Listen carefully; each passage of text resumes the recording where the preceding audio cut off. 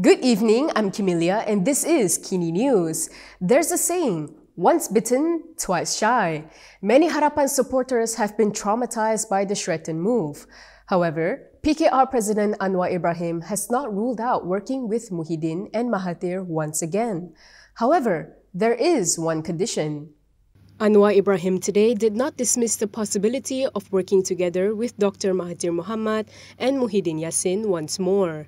At a press conference in PKR headquarters earlier today, the Pakatan Harapan chairperson indicated that the coalition's door was not completely shut to the two former prime ministers. However, he stressed that Harapan would only accept those who can commit to its principles.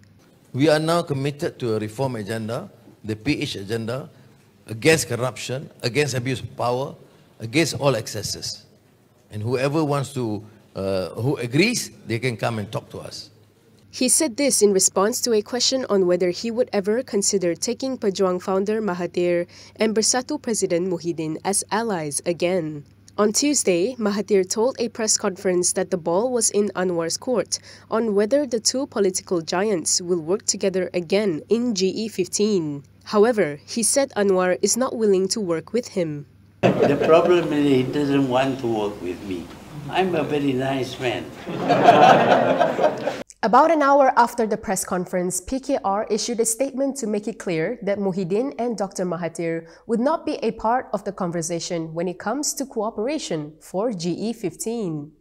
PKR Communications Director Fahmi Fadzil has clarified that the party will not cooperate with Perikatan Nasional or Gerakan Tanah Air in GE15. In a statement, Fahmi said he reviewed several media reports that implied Anwar Ibrahim and the party were open to talks with Muhyiddin Yassin and Dr Mahathir Mohamad. He said the reports were not accurate as PKR and Harapan's main objective would be to strengthen the coalition itself. Fahmi said while Harapan is open to working with other parties to defeat BN in GE15, the cooperation must also be based on the principles of good governance and the fight against corruption. Fahmi said this rules out any cooperation with PN and GTA. UMNO is still counting on Najib despite the former Prime Minister being in prison. Najib is among the names submitted by the Pekan division to be a candidate in GE15. The children of imprisoned former Prime Minister Najib Abdul Razak will not be fielded as candidates in his Pekan parliamentary seat for GE15. Instead, 5 names from the Pekan Umno division have been put forward. According to Division Chief Zamri Ramly, this includes Najib's name. Speaking to Utusan Malaysia, Zamri said whoever is chosen to contest, they will hand the seat back to Najib when he's pardoned later. He was responding to reports claiming Najib's son Mohamad Nizar or daughter Noriana Najwa could run for their father's constituency. Zamri did not reveal the 4 other names suggested to contest in Pekan for GE15. However, while Nizar has not been chosen for Pekan, he is being considered by UMNO as a candidate for the state seats of Chini, Bebar, Pramujaya, and Pulau Manis. Bye-bye UMNO, hello PN. That's basically what PAS said today when it chose the Bersatu-led coalition to join forces in GE15. PAS President Abdul Hadi Awang has revealed that the party will strengthen its cooperation within Perikatan Nasional to face GE15. In a statement today, Hadi also said PAS will not dissolve the legislative assemblies of the 3 states led by the Islamist Party. The states are Kelantan, Terengganu, and Kedah. The decision on the 3 state assemblies was made after a PAS Central Committee meeting today. Hadi added that PAS is finalizing the discussion on seat negotiation with PN. This comes after PAS Vice President Ahmad Samsuri Mokhtar said yesterday that the party would continue to pursue cooperation with UMNO under their Muafakat Nasional Political Pact. Last week, UMNO President Ahmad Zahid Hamidi, during a speech at a briefing for party leaders, said PAS gave the impression that they would side with BN in GE15. Meanwhile at UMNO, it's damage control mode, as Zahid accuses his enemies of spinning a speech he gave at an MIC event. Tan Sri Vicky, don't laugh. You are also included. What more, Dato' Sri Saravanan? PN Chief Ahmad Zahid Hamidi said his speech at the recent MIC Delegates Assembly has been spun by his opponents. Referring to a video excerpts of his speech, he pointed out he made clear in the speech that he was talking about political prosecution and selective prosecution. In a Facebook post last night, Zahid said that he was referring to the risk BN leaders could face if their enemies win GE15. His posting did not name the enemies nor describe the nature of the supposed spin against him. Earlier yesterday, DAP veteran Lim Kit Siang claimed Zahid's speech on Monday was a brutally frank admission that UMNO's leadership wanted an immediate election to save the court cluster from being charged in court.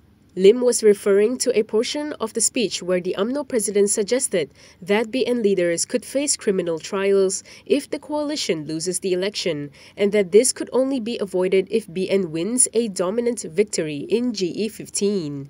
MIC President S.A. Vigneswaran came to Zahid's defense, saying Zahid was referring to Pakatan Harapan's revenge politics after the last general election. While Zahid blames his enemies, Ismail Sabri is choosing not to blame all PN ministers, just Muhyiddin.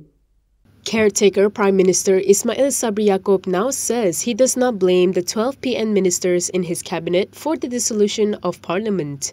This comes after he previously blamed them after it was revealed they sent a letter to the Yang di-Pertuan Agong to object the GE15 being held this year. He said then that Parliament was dissolved to prevent disharmony in the administration. Speaking to reporters today, Ismail Sabri said he understands the ministers were only acting on party orders as well as instructions from PN Chairperson Muhyiddin Yassin.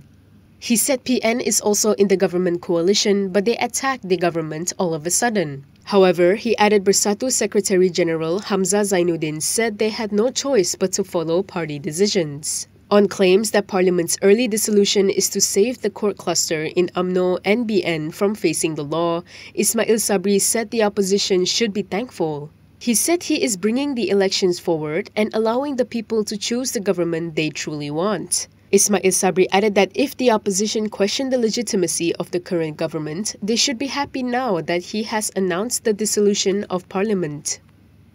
Harapan will decide in the next 48 hours whether the states led by the coalition will hold concurrent state elections. Here's DAP position in Penang. State polls should be held concurrently with the parliamentary election, as demanded by the Penang people. This is according to DAP National Chairperson Lim Guan Eng. This was after the Pakatan Harapan Presidential Council failed to reach a consensus on the matter in yesterday's meeting. Speaking to Malaysia Kini, Lim argued that the demand was made based on sentiments on the ground. He said that Penang people generally do not want to hold state and federal elections separately, as this would cost a lot of resources and time. The incumbent Bagan MP also pointed out there is a possibility that UMNO and PAS might join forces to strengthen Pakatan Nasional after the general election. He added that this would definitely pose a greater threat to Harapan if state elections were held separately. Therefore, Lim suggested holding state polls concurrently with GE15 so that BN and UMNO will be double penalized by the people. He pointed out that the demand to hold concurrent elections only came from Penang, and the party did not ask Selangor and Negeri Sembilan to follow suit, as the situation in Penang was different.